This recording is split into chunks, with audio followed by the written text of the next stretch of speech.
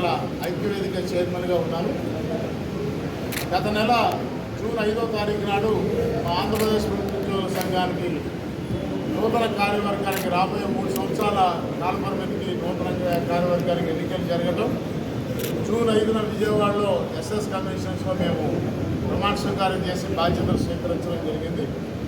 ఆ సందర్భంగా జరిగిన మా రాష్ట్ర కౌన్సిల్ సమావేశంలో ఈ రాష్ట్రంలో ఉద్యోగ ఉపాధ్యాయ పరిశ్రమలు ఎదుర్కొంటున్నటువంటి ప్రధానమైన సమస్యల మీద పరిష్కారానికి ఒక ప్రారంభం పలకాలని, దానికి ఒక సరైనటువంటి కార్యాచరణ తీసుకోవాలని, ఆ కార్యక్రమం మేము ఊహించిన దానికి మించి విజయవంతం చేయడం ద్వారా ఉద్యోగులు ఈ రాష్ట్రంలో ఆంధ్రప్రదేశ్ ప్రభుత్వ ఉద్యోగుల సంఘం పట్ల, నాయకత్వం పట్ల చూపించినటువంటి నమ్మకాన్ని నిలబెట్టుకునేటట్టుగా ఈ సమస్యల పరిష్కారానికి కార్యాచరణ తీసుకోవాలని మేము ఆనాటి కౌన్సిల్ సమావేశంలో నిర్ణయం చేసుకోవడం జరిగింది.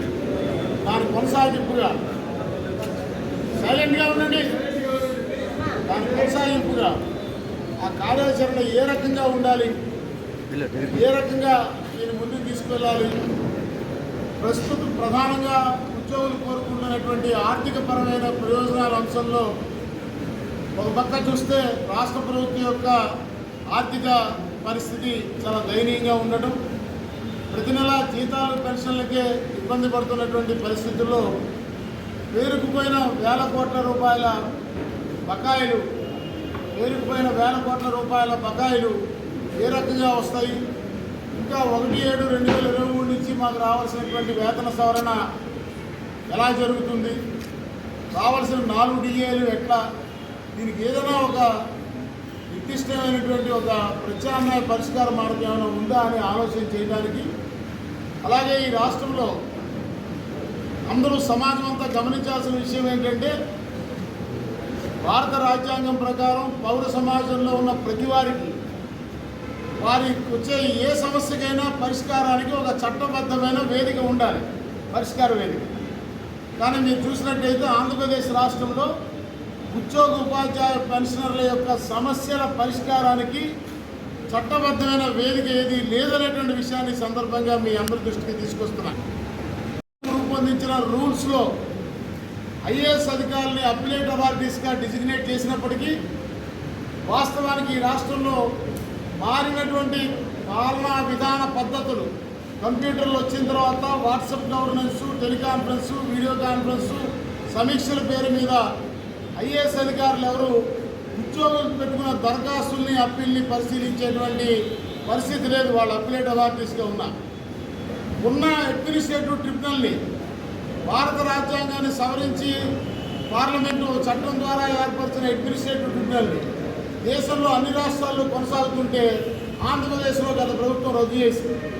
మరోపక్క కేంద్ర సర్వీసులు, అఖిల భారత సర్వీస్ అధికారులకేమో సెంట్రల్ అడ్మినిస్ట్రేటివ్ ట్రిబ్యునల్ హైదరాబాద్ దూరమైందని చెప్పి అమరావతిలో మన ఫిబ్రవరి నుంచి వాళ్ళకి ఇక్కడ ఒక బెంచ్ని ప్రారంభించారు. రాష్ట్ర ఉద్యోగులకి మాత్రం ట్రిబ్యునల్ లేదు. అలాగే శాఖాపరమైనటువంటి కేసుల విషయంలో నిర్దోషిత్వాన్ని నిరూపించుకునే అవకాశం ఉన్నటువంటి ట్రిబ్యునల్ ఫర్ డిసిప్లినరీ ప్రొసీడింగ్స్ కూడా రద్దు చేశారు.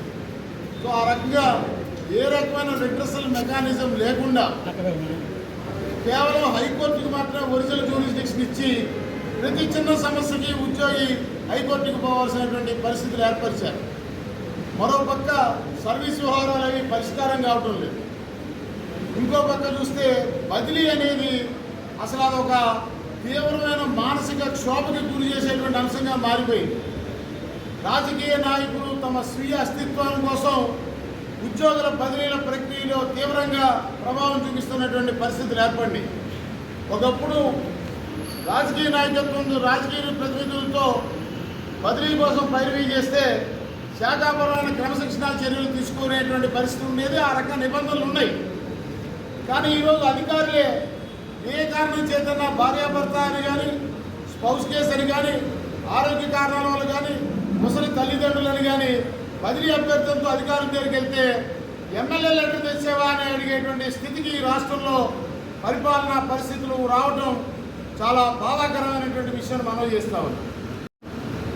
నిబంధనలు చట్ట ప్రకారం ప్రభుత్వం బదిలీ చేసినప్పుడు మాకు ఒక స్థానం నుంచి మరొక స్థానానికి బదిలీ అయినప్పుడు జాయినింగ్ టైము 10 దినాలు, అలాగే ఇక్కడి నుంచి అక్కడికి మా కుటుంబాన్ని మార్చుకోవడానికి అయ్యేటువంటి ట్రావెలింగ్ అలవెన్స్ ఖర్చులు రూల్స్ ప్రకారం ఇవ్వాలి.